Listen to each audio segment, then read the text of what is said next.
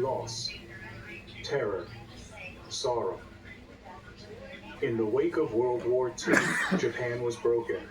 The atomic bombs were dropped on Hiroshima and Nagasaki, signifying a conclusion to the conflict. Wooden structures were completely collapsed by the blast. This was Hiroshima Castle. Its framework was demolished by the force of the blast, but fires of secondary origin did not occur. That bomb has more power than 20,000 tons of TNT. It is an atomic bomb. It is a harnessing of the basic power of the universe. There were two options. The first was to give up, to fall behind. The second was to rebuild.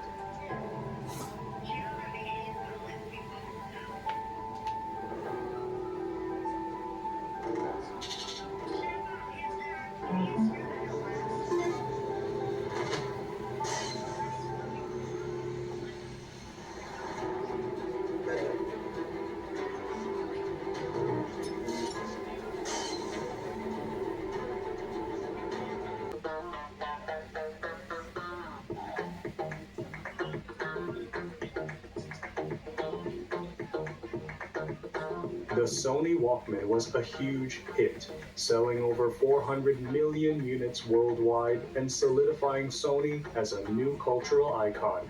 Masaru Ibuka simply wanted to be able to privately listen to music on long flights. However, nobody expected how successful or timeless the product would become. Many people started to use this Walkman, recording, even for the comfort. Yes, that's right. Yeah. It's an idea. We started from a very, very small company, and we found this. We produce, we make different product, unique product with our technology. We thought we cannot compete with this giant. That's why we have been trying to be unique and different from others. Because in this country, there are many, many unique creative ideas. But unfortunately, it do not become a real good industrial business. PlayStation are part of Sony, and before they started making video games and consoles, they were actually much more famous for other pieces of tech, most notably the Walkman and then the CD Walkman, which were universally taken up around the world as a way to play music on the move. This was a phenomenally successful product. Everyone had one. I had one.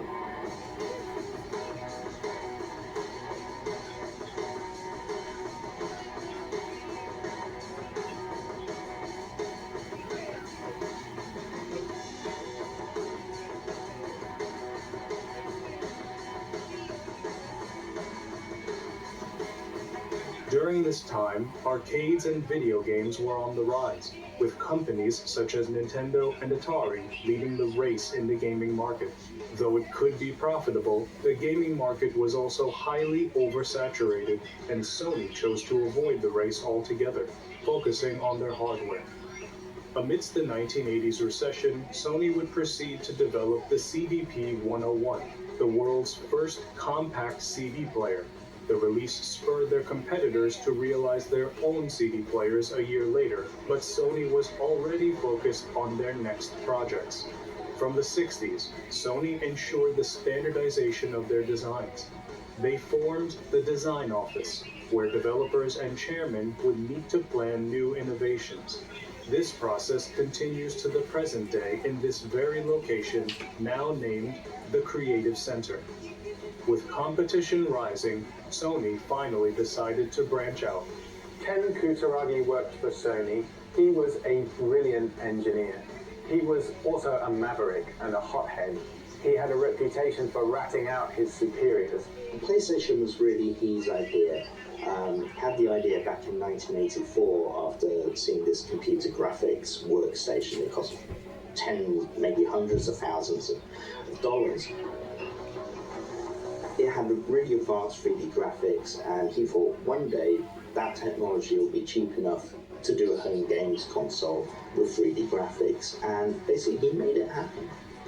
Ken Kutaragi would be a figurehead of the gaming developmental branch. From a young age, he was considered a tinkerer of sorts, destined from childhood to have a deep interest in the anatomy of technology and mechanics. Delving into the world of gaming technology, Ken would propose Sony's first collaborator be Nintendo, but not everything went according to plan. So in the 1980s, around about, Sony was mainly an audiovisual company. It hadn't really delved all that much into video games. The sound chip was one of the things that made the Super Nintendo Entertainment System so successful. The sound was incredible for a video game console at that time, and so Nintendo were really keen to carry on with that success. They wanted Sony to develop a CD-ROM peripheral for the Super Nintendo Entertainment System. They wanted Ken Kutaragi to do it. So he befriends Nintendo, he creates a chip to do the sound for the Super Nintendo console, and then he strikes a deal with Nintendo to create the PlayStation. And this is not the PlayStation we know. This PlayStation was going to be a hybrid of the Super Nintendo. You could plug in the cartridges, but it would also run CD-ROM games created by Sony. So in 1991, Sony very proudly announced that they were working with Nintendo to develop this CD-ROM peripheral, but Nintendo was worried that Sony were going to take over their video game console. And so Nintendo very publicly betrayed them.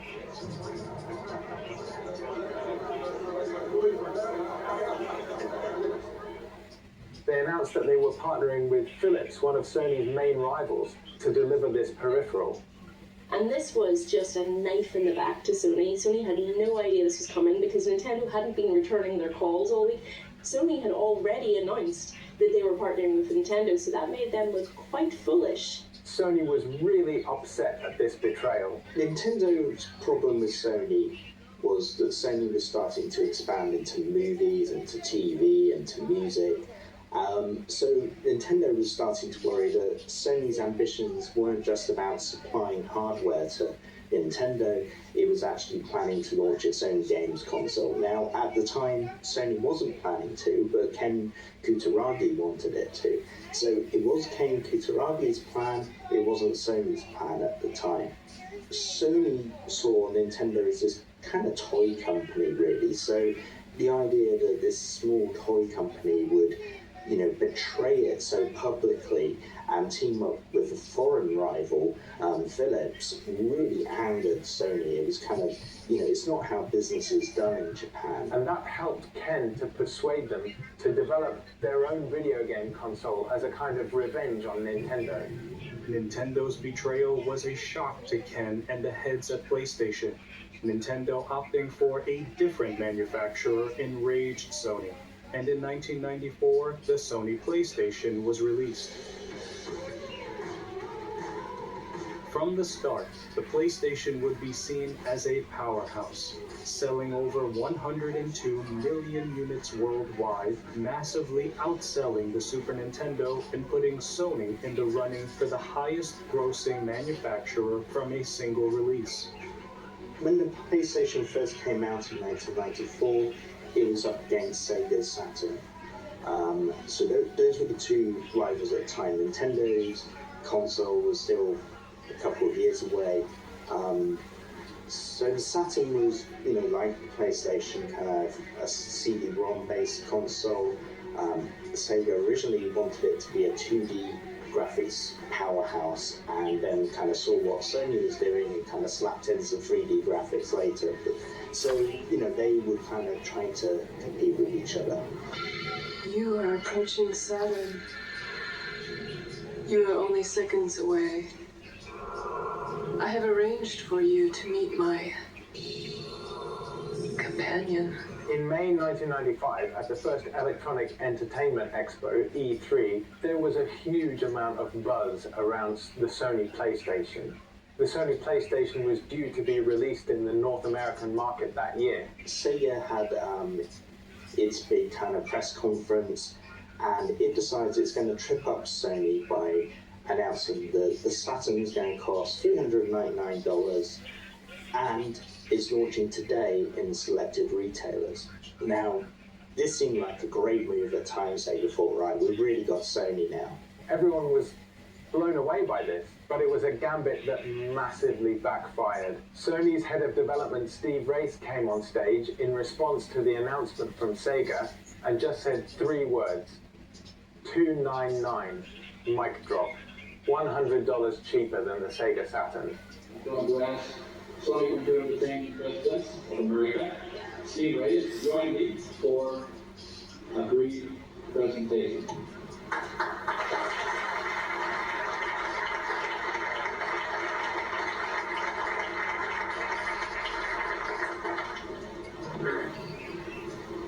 $299.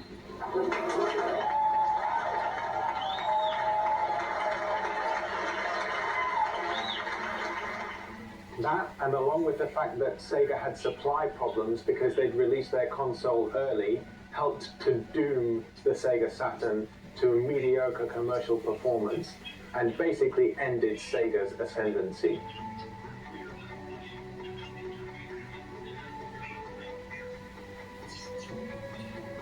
The first PlayStation console, the PlayStation 1, came into a market that was starting to really boom in home gaming.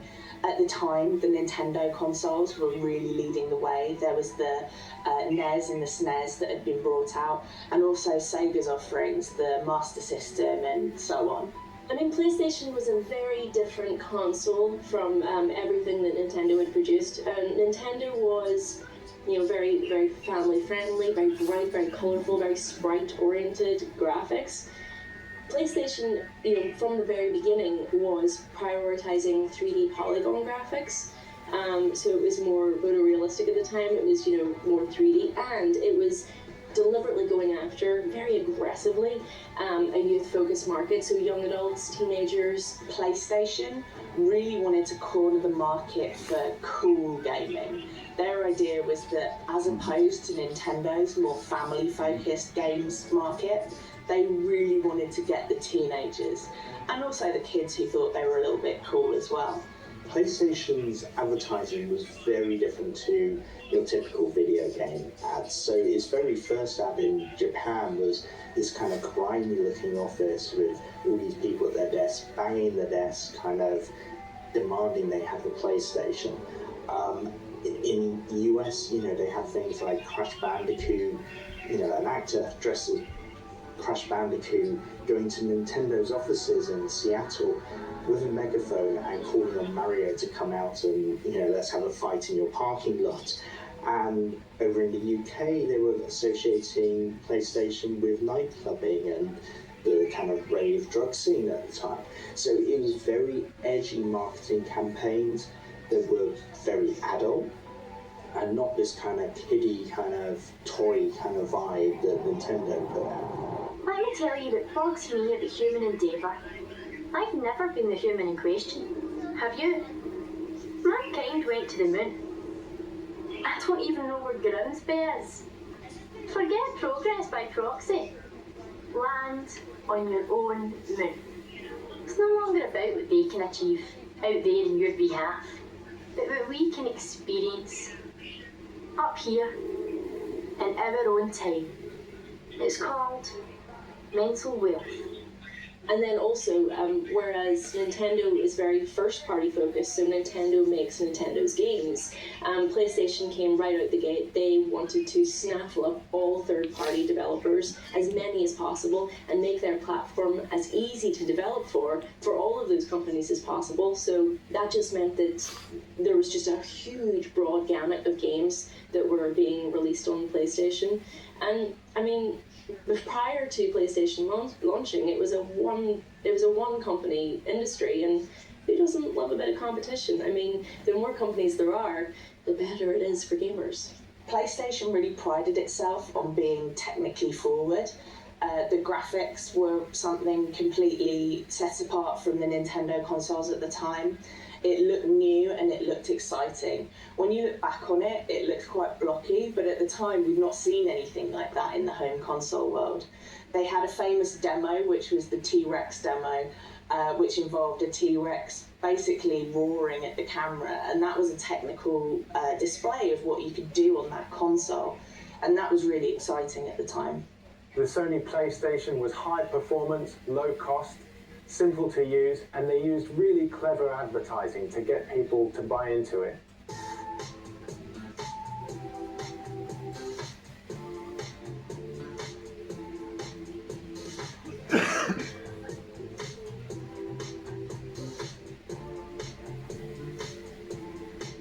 So it kind of suddenly seemed like games had arrived for adults, and that was what Sony and PlayStation brought to the mix. Nintendo had these very tight, restrictive, family-friendly policies about what games could be released.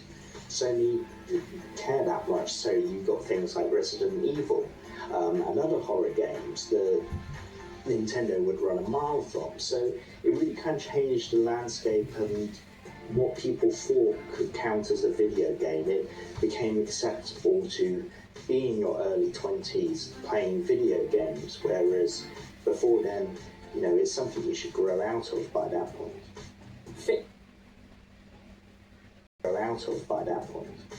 Fiction is quite difficult sometimes in video games because, alright, say you're playing a game in which you fly infinite spaceships around a galaxy. Spaceships aren't real, the galaxy isn't real. The people you're playing with, though, and the friendships that you make there, those are as real as anything. And one of the most exciting things about how the new consoles use the internet is the possibility for all of that to expand and to have these huge worlds in your living room. When the PlayStation came out, one of the things that really set it apart is it had some amazing titles from really early on in its launch. I remember personally, as a kid, I loved to play Crash Bandicoot. That was a huge thing for me. I loved that game. And then leading on from that, we also had Crash Team Racing, which was a racing game based with the Crash Bandicoot characters.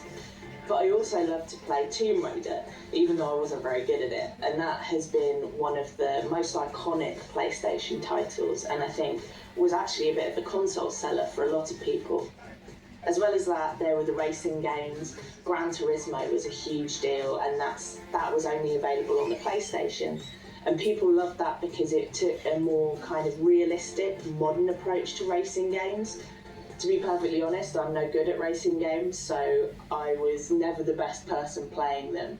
But they were super popular, and my friends really loved them. I would say, like, Mario was gaming's first mascot. Lara Croft was gaming's first icon. I mean, the fact that a video game character was gracing the cover of magazines, was selling, you know, energy drinks, was being lusted after by a lot of people, it was just breaking new ground.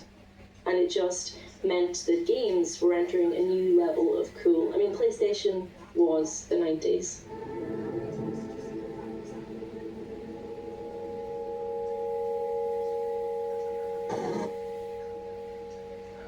So Final Fantasy VII was a huge deal when it launched. It popularized the role-playing game in the West, you know, hands down.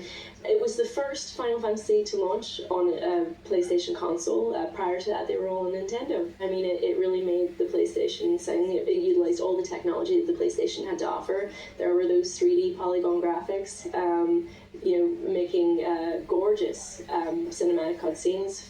FMVs, I think they were called at the time, full motion videos.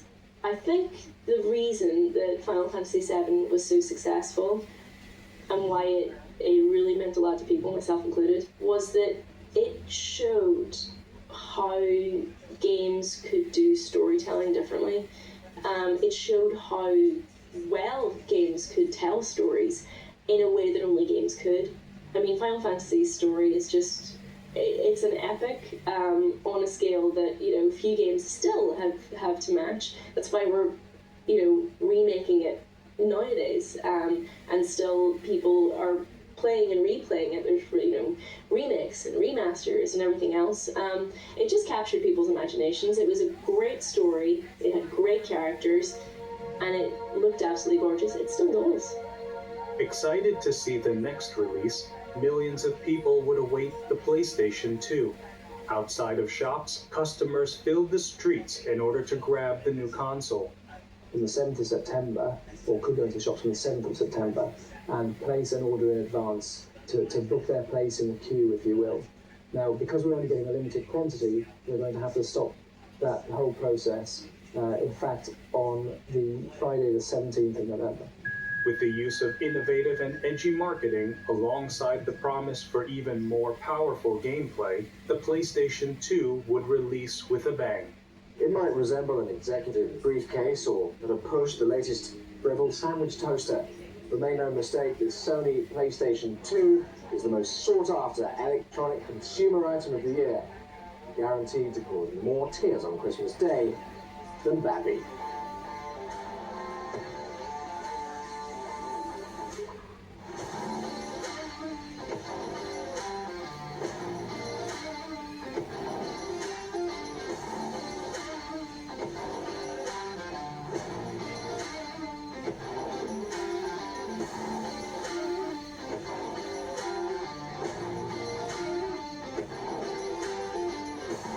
To this day, the PlayStation 2 remains the world's highest sold console, clocking in at over 155 million units sold.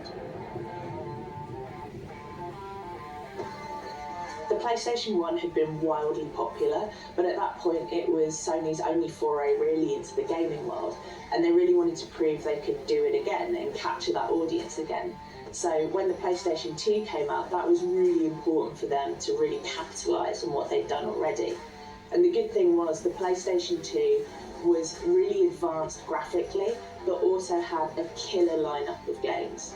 The anticipation for PlayStation 2 was enormous, and so it just sold like lightning, and no other game console managed to catch up at all. Nintendo and Microsoft, by the time they got their machines out, PlayStation's lead was sky high. It's still the biggest selling home games console to date. Had their initial quota halved to 500,000 machines, while British shoppers will get just 165,000 before Christmas. So all hail PlayStation 2. It plays the latest video games as well as DVD films and compact discs. Big reason for the PlayStation 2's success was that it was also a DVD player. DVDs were just taking off, and suddenly you could have a games console and a DVD player for the same price, or sometimes less than a DVD player on its own. So for many people it was the way DVDs became a big thing, and that really helped drive sales. At the same time, Microsoft and Nintendo didn't release their competing consoles for a year, so PlayStation had a very long head start, and it had all the great games. It had Tomb Raider, and Microsoft and Nintendo didn't have them, so they got left behind. Shoppers at this London store are in such a virtual world of their own that they just don't seem to care. Just before midnight, they'll be picking up the first new models available. If you didn't pre-order one of these machines back in September, then don't bother turning up tonight, because they've all sold out, and there won't be any PlayStation 2s freely available on the shelves until next year. This is clearly a very big money spinner for Sony, and it couldn't have happened at a better time.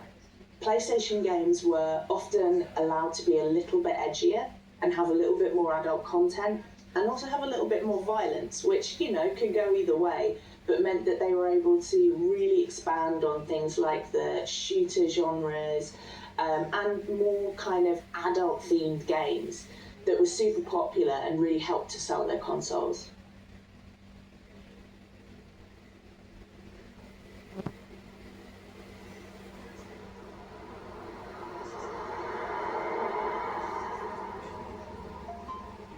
So Silent Hill was a sort of psychological horror game.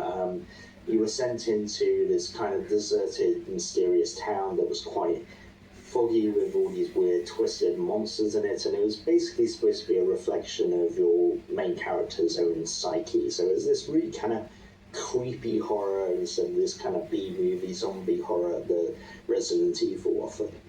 Now in the 20th century, gaming consoles were improving by the year. After the PlayStation 2 came Sony's biggest competitor entry into the market. Microsoft had released the Xbox. Understanding their demographic, Sony chose to become experimental with their marketing, opting for strange adverts that subverted expectations for a gaming manufacturer. Whilst people were used to the somewhat childlike aesthetic of Nintendo, Sony chose to adopt a mature theme, incorporating directors such as David Lynch into their adverts. and purposefully making themselves out to be the rebel the kids secretly wanted to be. Welcome to the third place.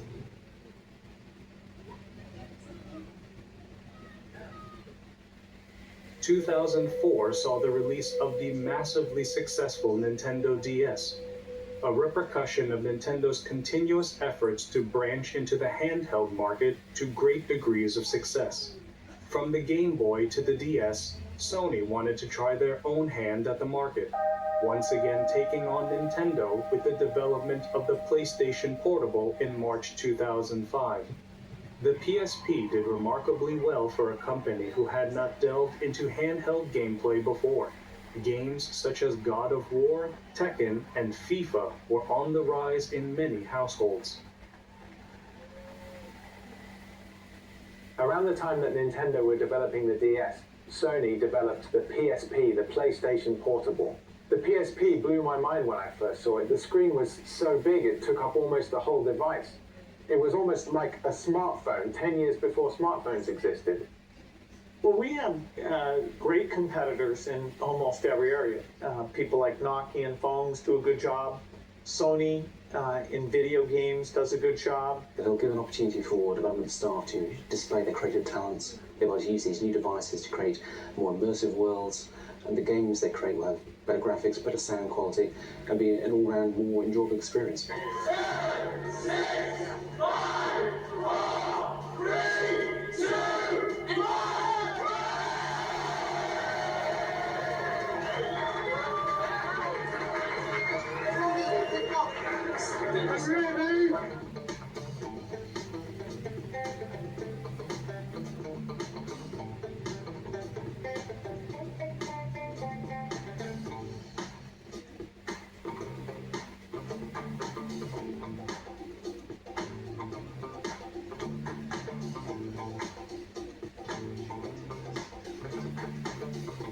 The PlayStation 3 was considered a strange decision by many.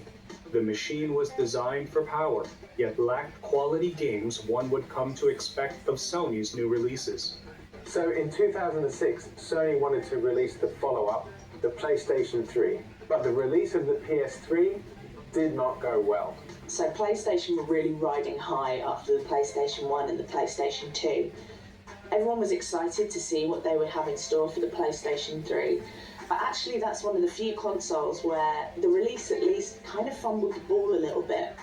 And one of the reasons for that was it was releasing into quite a crowded marketplace for gaming, and it had a very high price point. This is one of them. Dylan Scott is furious that Sony customers were only told of the problem days after criminals targeted the network. For the first 3 days I didn't know what was going on. I wasn't sure if they'd been hacked into or if they'd shut down or... I mean, they still haven't told me today. I've had to rely on going on their personal blog and hoping that they tell me something. With the PlayStation 3, Sony decided it was going to create this really advanced new kind of microprocessor called the Cell, and it took years. It was incredibly expensive to do, and when they finished, the game developers who had to use this chip to actually make games found it a nightmare to use.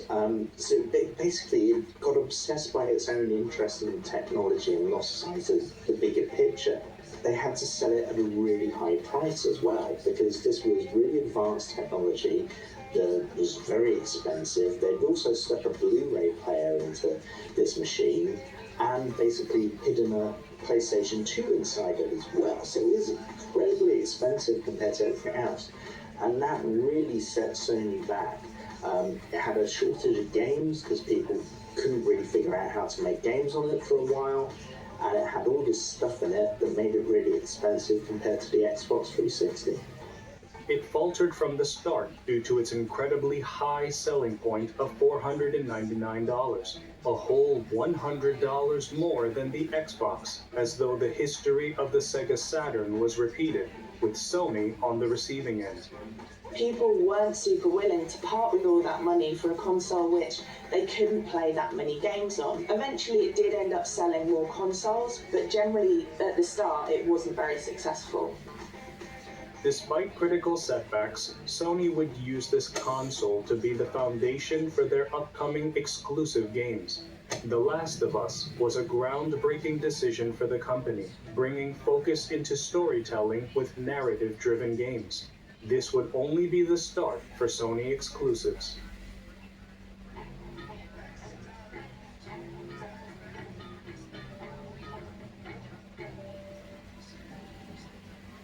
Lobster Fest.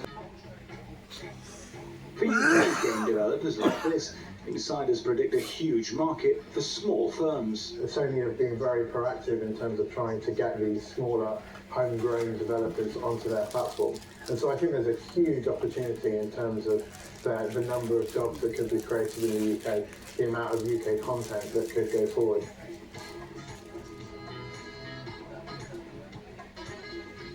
Oh, come on, sweet tooth, fat princess. I love her. She gets more powerful. This is awesome. By taking their previous mistakes into consideration, Sony released the PlayStation 4 with huge success, turning the tables. It was Xbox this time whose price exceeded their competitors. Andrew, there'll be millions of misspent youths because of this, and you're the man who's brought it to us. What do you have to say to parents? I think that, we try and be a responsible industry, but we're about delivering fun, connectivity, and an opportunity for people to play.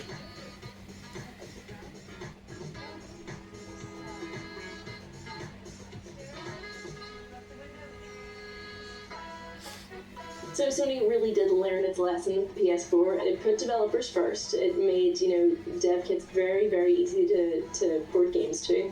But most of all, it made it a more, exciting place to be. The home screen was super vibrant again. It had live streaming capability. You had share buttons. You could share play, which meant you could literally be playing with someone who was on the other side of the world. You could pass the controller to them as if they were there on the sofa with you. Sony PlayStation were really keen to recapture the magic of their earlier consoles with the PlayStation 4. So they brought in Mark Cerny and a bunch of other people to really make sure that it stood out and was just revolutionary at the time. Mark Cerny was the guy they put in charge of creating the PlayStation 4. He goes back years. His career started in Atari, he worked with Sega. He has a long history in video games. Essentially, to put him in charge, Sony kind of moved control of the PlayStation architecture from Japan to America. So really it was Mark Cerny's kind of leadership and vision that created the PlayStation 4. How do you use it?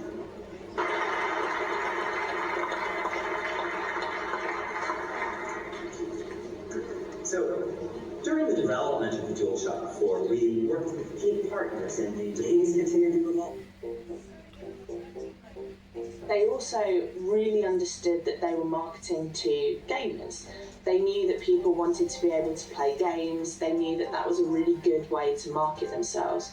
Whereas the Xbox One, which was that generation's rival from Microsoft, tried to kind of market itself as more of an entertainment system. And they also had limits on how you could share games with your friends and with other people, which PlayStation didn't have. So PlayStation were able to basically bounce off of some of the mistakes that Microsoft made and position themselves as kind of the console that anyone who likes games would want to play. So I think the jewel in the crown of PlayStation's exclusive titles in terms of development studios, it's got to be Naughty Dog. You've got The Last of Us Part 2, the Uncharted series. All of those games, they were just pinned to the consoles as a brilliant demonstration of what these consoles could do, and they're just by far and away some of the best games that you'll ever play in terms of storytelling, in terms of graphical capability, in terms of soundtrack, in terms of just everything. They're just fantastic games. They're so good that they're making TV series out of them now. Both PlayStation and Microsoft Xbox are trying to create a kind of whole entertainment system in the home. It's not just about video games anymore. It's also about watching movies and accessing the internet. Initially, Xbox focused more on that connectivity and playing massively multiplayer games, whereas PlayStation was focused on high performance and amazing graphics. But the PlayStation 4, for a start, didn't have to be connected online all the time and it didn't come with Kinect, so it had a lot less kind of hassle around it. It was much more orientated towards video game players, but there wasn't, once you get below the surface, there's not a huge gulf between them technically.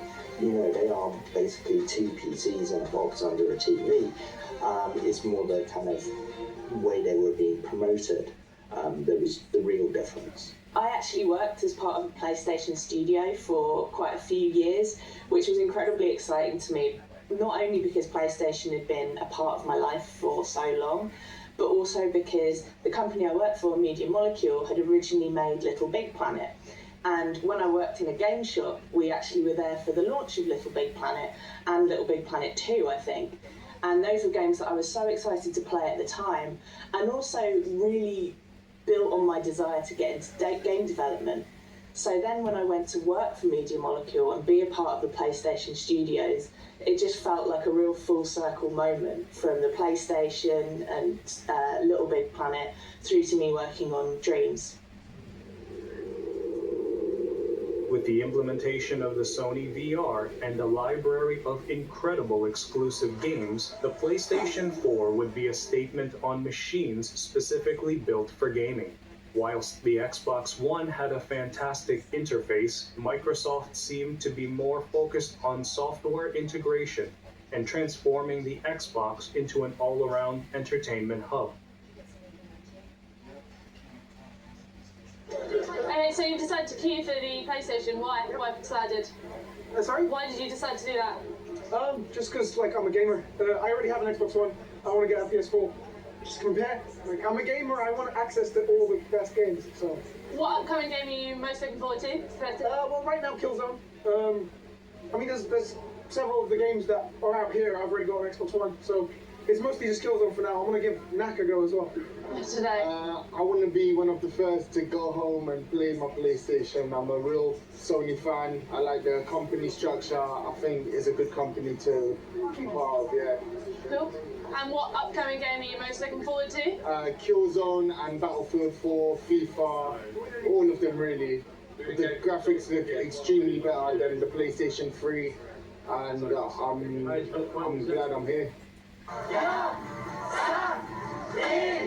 It's PlayStation 4!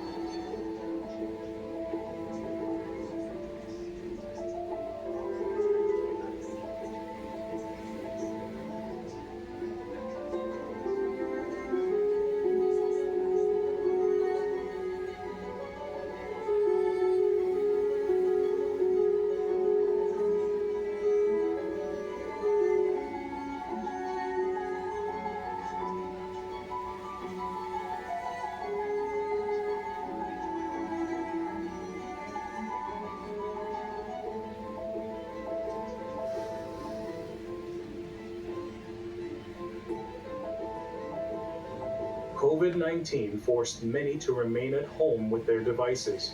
Now was more important than ever for communication and entertainment, and video games would be a vessel for it. The Nintendo Switch found incredible success in otherwise dark times. Purchases would be made to fill the void people found in their homes, and Animal Crossing New Horizons would be their refuge.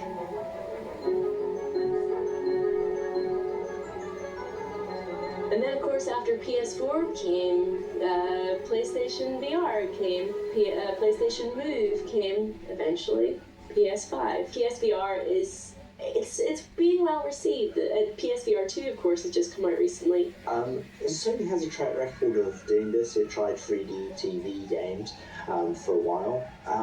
Then PlayStation also came out with PlayStation 5, its latest console, which also has a VR headset. VR in general is super interesting because the technology is incredible. It's amazing. I've tried PSVR 2 for the first time like a week ago, and it's mind-blowing.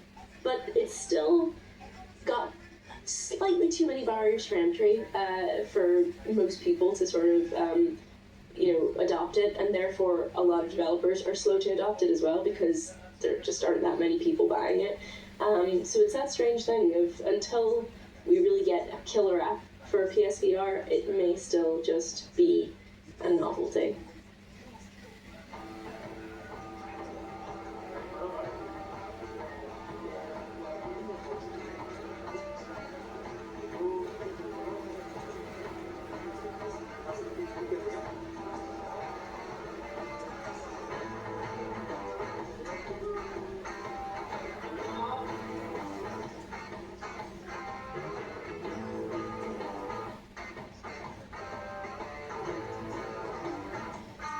The PlayStation 5 is Sony's most recent console, and it has been wildly successful.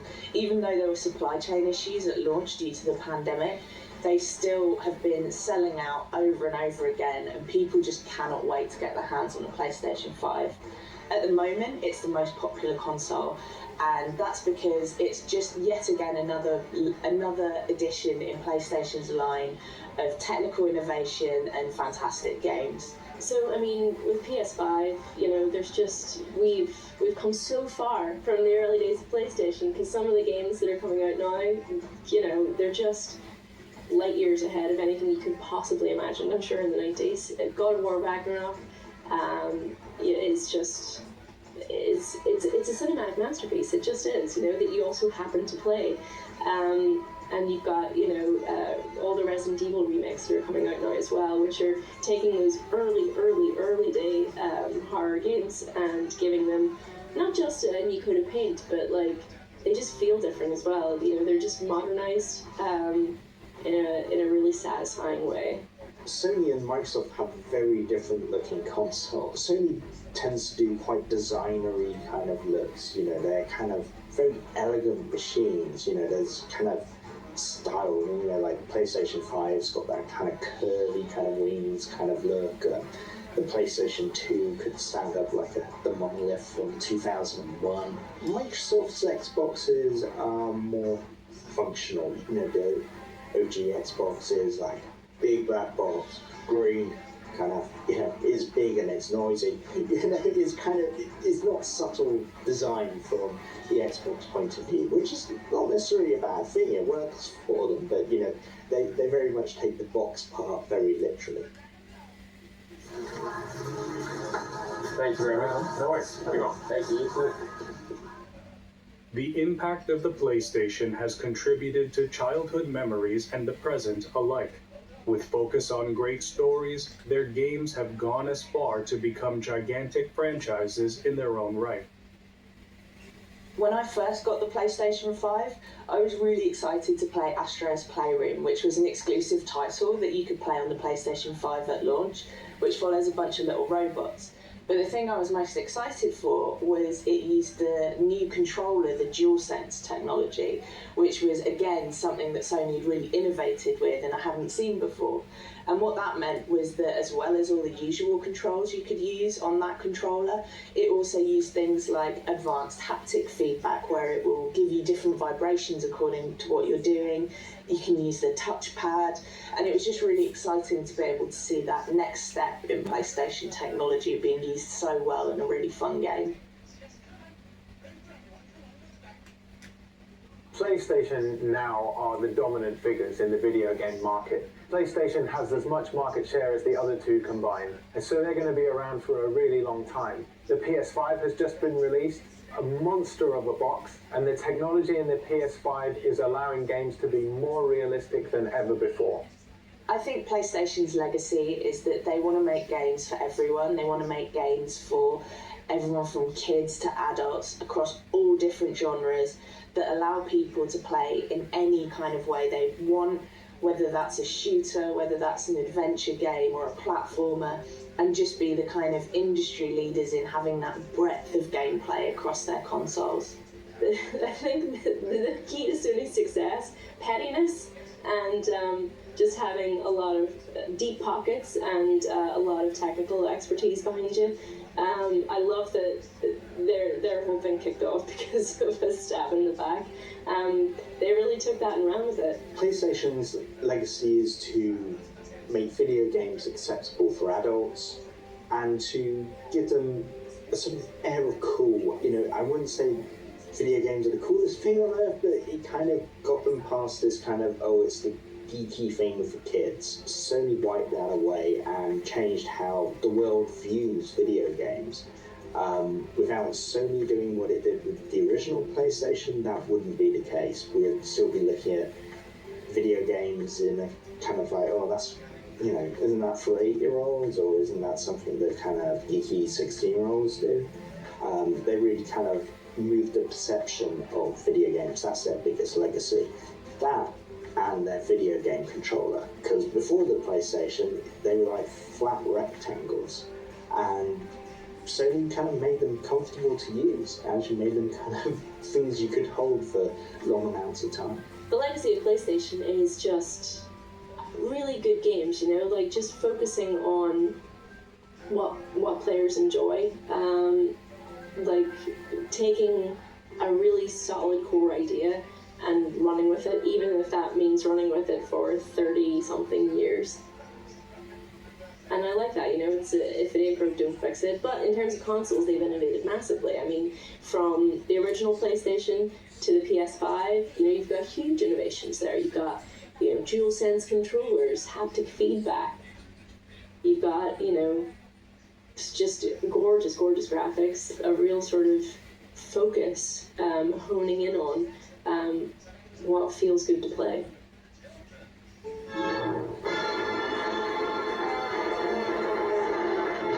In the Pacific, in mortal combat against a fanatic foe, the Army, the Marines, and the Navy were driving to a finish fight. Though Japan suffered hardship, as many countries did during World War II, they were able to recover and focus on innovation. The post-war years provided the world with gaming on a mass scale. From old arcades to our finest consoles, Sony has always been at the forefront of technological innovation. They don't just provide good games or good consoles. PlayStation also provides us with hope. From nothing but war, Japan built itself from the ground up. No matter the dark times, the conflict we experience, we are always able to lift our heads, to focus on the present, to work for the future, and have a little fun along the way.